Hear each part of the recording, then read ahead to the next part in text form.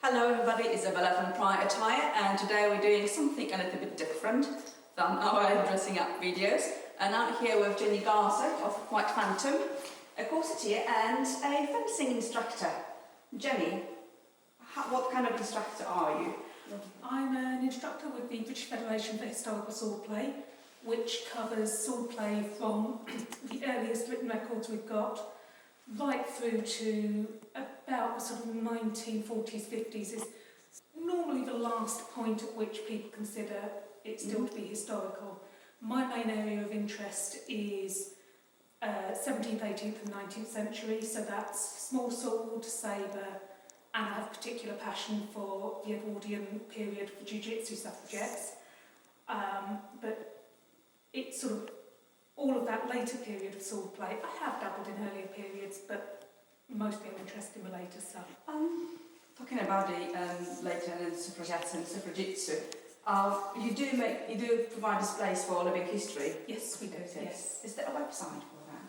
That would be Enfield Historical. Fantastic. I'll put the link on it. From my own experience, I must admit, I started with medieval swords, and that was about 25 years ago when I joined historical societies and fencing society at the same time.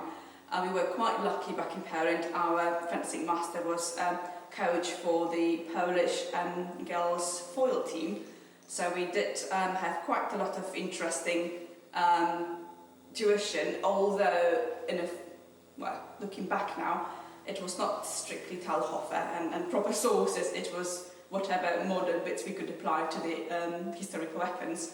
But I've done different kind of swords, Elizabethan rapiers and daggers, a pace in 18th century, 17th century Polish saber, all kind of stuff, but it was a long time ago. I've done modern fencing, as if we would do just for fun, to be honest. And I did quite a lot of modern fencing in Streatham Fencing Society and Bedford Fencing Society until my wonky shoulder and operation put an end to it. So demonstration now and then, but not a lot. So I think I'm a little bit rusty today, more than my sword. But to put it in a historical context, fencing started becoming popular in the Victorian times in about 1880s.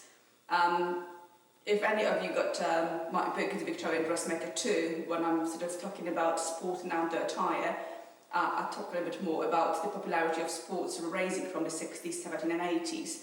So it all sort of started with a little bit of a bicycle, a little bit of golf and croquet. But 80s really saw the rise of fencing for women, first on the continent and then in Britain as well. There's quite a famous interview with Miss, something with S. Sanderson, yes. Talking about the fact that it was a sport where a woman could easily compete with men, because for once the brute strength was not necessity, it was more keenness of an eye and suppleness of the wrists and the briskness of movement that was required. And obviously for a lady's carriage added quite a lot of grace to her everyday movement as well, apparently. Not that you see much of that in me. But it was a good exercise for ladies. So fencing schools sort of sprouted quite profusely over the 70s and 80s and into the 90s, and the tradition sort of carried on into the Edwardian era as well, and modern as well, because we have a lot of lady fencers nowadays doing either épée or foil or sabre. So to talk about attire, it changed a little bit since then. We're in an 80s, I think both of us are wearing an 80s style. My jacket is slightly later, but yes, it didn't change a lot. But basically at that time we are still having breeches, obviously for modesty purposes, and stockings and plain shoes, and skirts to cover the breeches just to be proper. You still wear corsets, and they actually do help quite a lot. I suppose protection, they're fully boned. You might be lucky. I'm not wearing a corset cover mostly because it would serve to soak up the sweat, and yes, I would be sweating, but because the jackets are cotton, they are washable. So they're not silk bodices that have to be protected from the sweat. they're all cotton. So our jackets are both cotton, I think.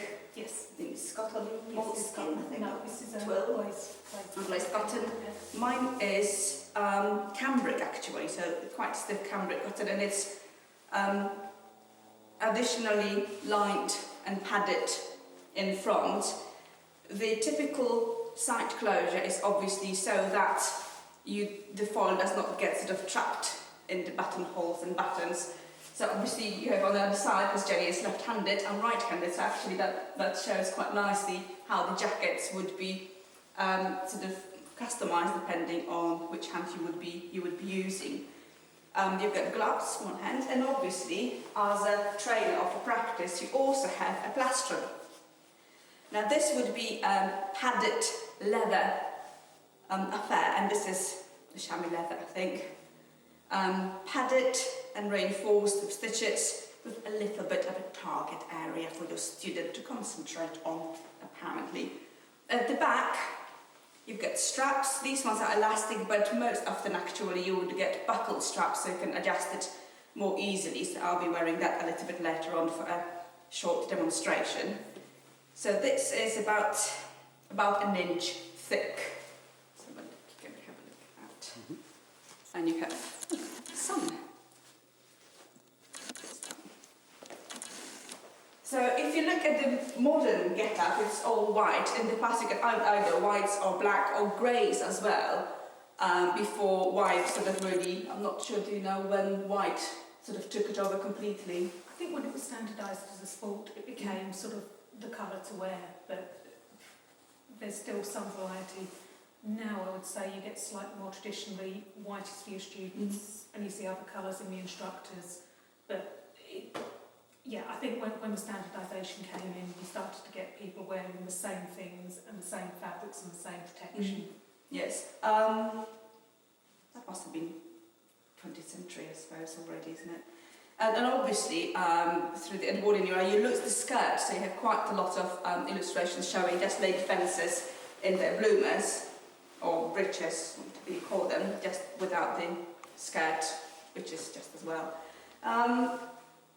Let's have a look what we have here. We have a variety of saws that Jenny has brought. I've got only one fork, which is a vintage one, but not Victorian, I think.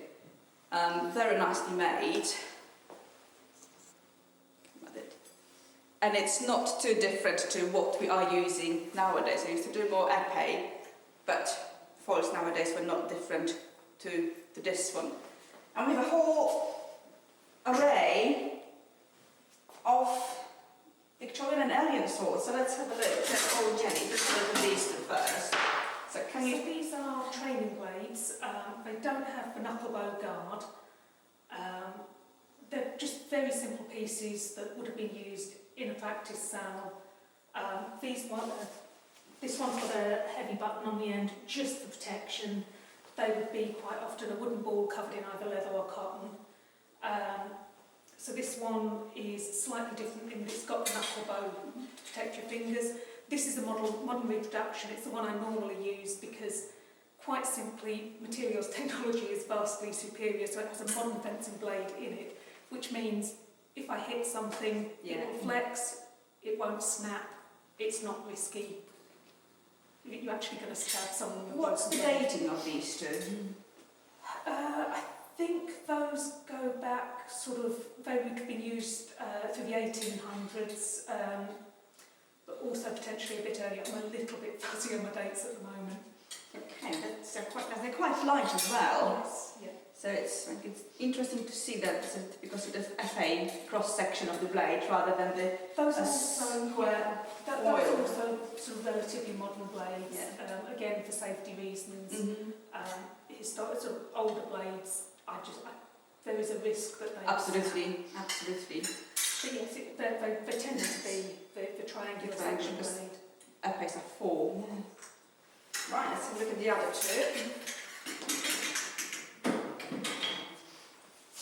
So again, this is similar to the one that I normally use. It's a little fancier. Some of the parts of this are original. That is very beautiful. Look at the little pommel here.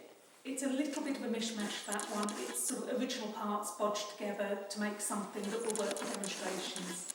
And quite a small hand. I can just about move mine, but obviously not the men's weapon, I think, unless it's a... You tend to hold it quite often without your all four fingers within the grip, so it's not as small as it looks. Right, it's a bit more substantial here. So the other weapons that would have been used in the period, probably less so by women, was the Saber, much like a modern fencing sabre, slightly curved blade, single-edged. They varied in style, they varied in curvature. You said you did yes, other types of sabre. But they are simply... Yes, the Polish sabres are much more curved. You've got sort of Polish with curvish blades, so it's great fun. So they vary in weight. I mean, sort of used as an actual weapon, you had infantry sabres and cavalry sabres. The cavalry ones would obviously be slightly heavier. They are heavier, and they're different balance as well, because you tend to slash downwards most of the time. Absolutely. But yeah, there's a lot of variety. This just happens to be the one I have with me, which is the one I commonly use, but they do vary a fair amount. It's not dissimilar to sort of, apart from the curvature, it's not too dissimilar to 17th century rakers we used in a cavalry unit when I served for several years with some Grenvilles and cavalry. And that would be definitely slashing down, blocking a bit as well, but mostly slashing at the enemies. It's much easier to slash at the infantry than at the other cavalry. It's just hard work. And obviously with all these weapons you need some protection even for training, so we have masks. So it's much the same as a modern fencing mask, just without some of the additional padded protection. Simple metal mesh that goes over the face and a bit of protection around the sides. Again, these varied in style quite a lot. Some had more padding than others. This is a fairly basic one, but it's relatively typical of the sorts of styles you'd be seeing. I've got a bit earlier ones, but at home I forgot to bring it, but I'll grab some pictures and put it here so for you to have a look. And we have quite an interesting little contraption.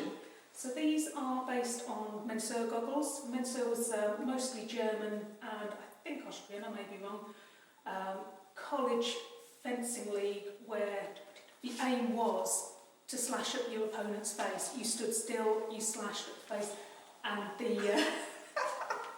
the scars were sort of a badge of honour, wasn't it? Yes. So the only bit protected would have been your eyes. Well, I've got my arm badge of honour here on my chin. I can claim it as a Mensur dual ring injury, but obviously it was just a bit of barbed wire when I jumped the ditch. But no one has to know that. This is quite cool. Not exactly a COVID mask, but good pairing together. So yeah, like I said, the face protection did vary. Most commonly, something vaguely similar to a modern fencing mask. Right, I'm going to put a sort of more modern mask for quite some safety, and let's have some play. As and when you're ready. Ow!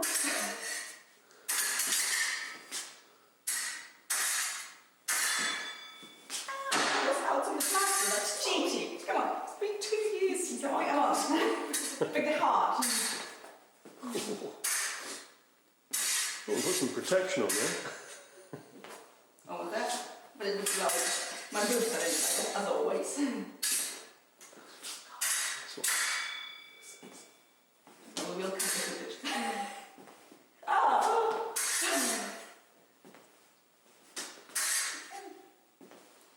Defend yourself. In the nipple.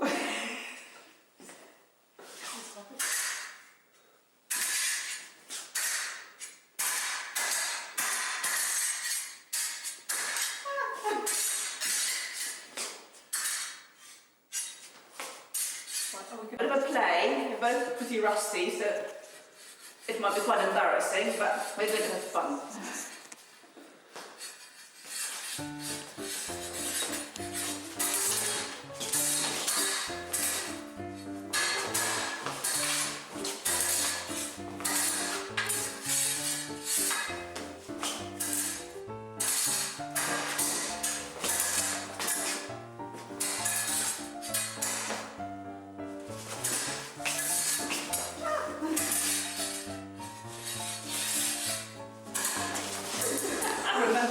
touche. That's a modern one. I think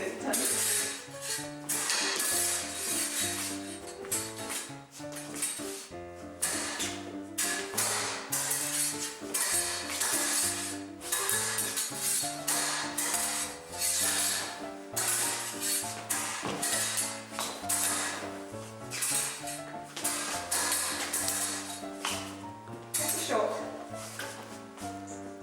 I continue filming. I forgot to ask about the guards and stuff. Let's have a short bit. Yes, go away. Zoom in a little more. Yeah. Okay, so you splice this piece out. Still filming. Oh yeah. Oh, okay. Right, an important bit is that not all the modern riposte guards were used because they were not considered ladylike. So this kind of block, I'm talking martial arts now, so a parry, I suppose, were not considered particularly ladylike till about the Victorian era, I think, not later, so you would not really use it. At the same time, they were not exactly needed because this is your target carrier. You don't actually aim for the head, I think, do you? Or the legs, really. Or legs. So typical foil target is here. I think modern ones, for épée is everything goes. That's why I like it so much. And foil actually head is included nowadays, or saber is. In either foil or saber, the head is included, and it's the masks. But obviously we are sort of playing it safe and just doing the body part. Anything else that you would like to add about what kind of parry saber riposte were used in the past and not nowadays? Really? No?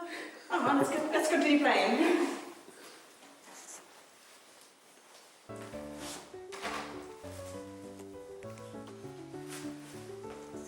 Right. Oh yeah, you've got this on the side.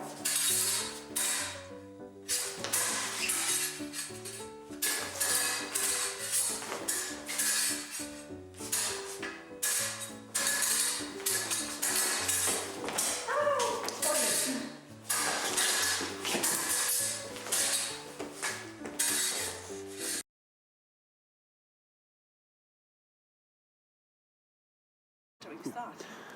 You join us here at Tixall, Gatehouse, for the resolution of a conflict which has raged perhaps for centuries between these two esteemed families.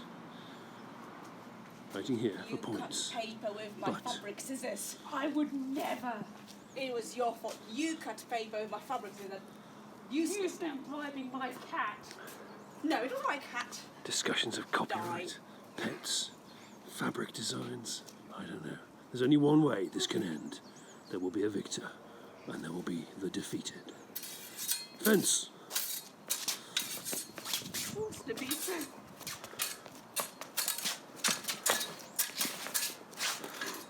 In the thick of it. Oh, nearly a point, nearly a point. These two ladies certainly know their way around needles. How are they with longer pieces of metal? Let's find out. Well, Isabella's corset safe her from a mortal wound. We cannot say.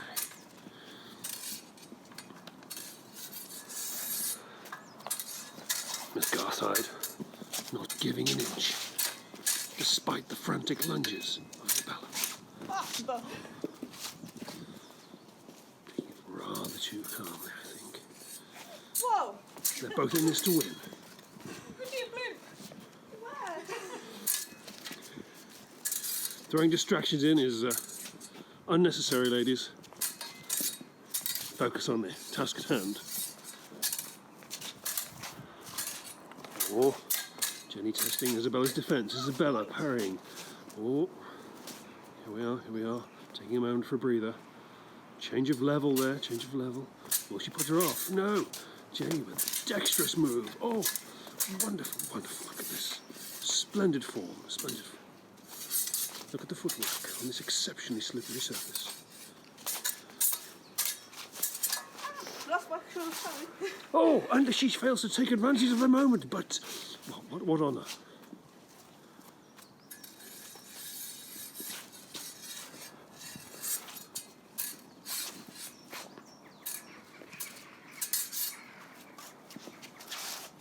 Both tiring now, the combatants. probe warily at one another before a frantic flurry of blows erupts. And I think a point there, touché, to Miss Garside. All's fair, as they say in love and war. This is not love. It must be war. Fabric scissors.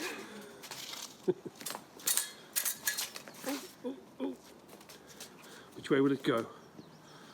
A single point needed for a win. Who will it be? The next point will decide this.